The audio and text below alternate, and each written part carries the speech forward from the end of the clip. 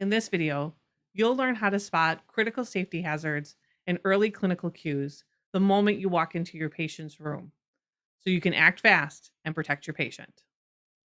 Most nursing students think that their assessment starts when they pick up their stethoscope. But here's the truth.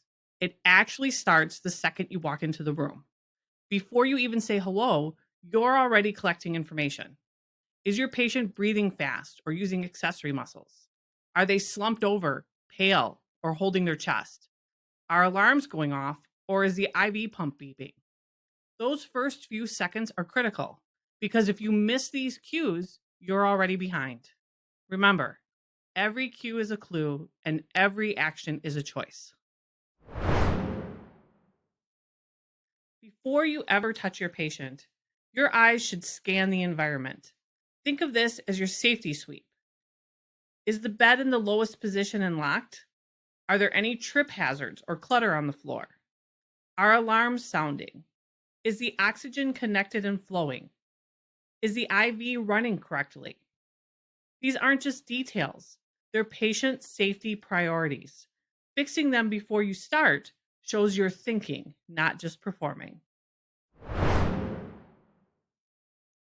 Your initial observation isn't just about noticing, it's about deciding on what to focus on first. Think about it. If you walk into a room and you see your patient struggling to breathe, you don't start by inspecting their skin. You go straight to airway and oxygenation. Let's walk through an example. You enter the room, the patient looks comfortable in bed, but their face is flushed and they're breathing faster than usual. What's your first thought? Anxiety? Pain? Infection?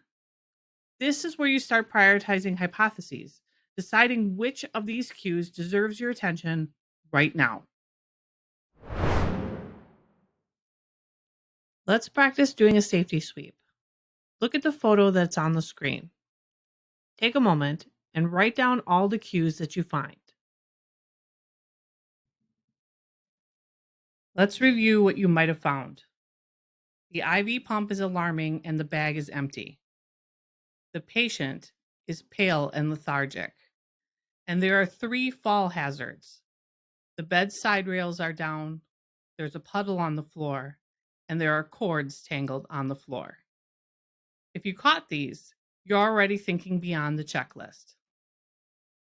In the next video, we'll break down the general survey, your structured starting point for every head-to-toe assessment.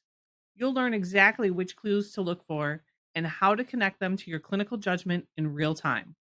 Remember, every cue is a clue and every action is a choice.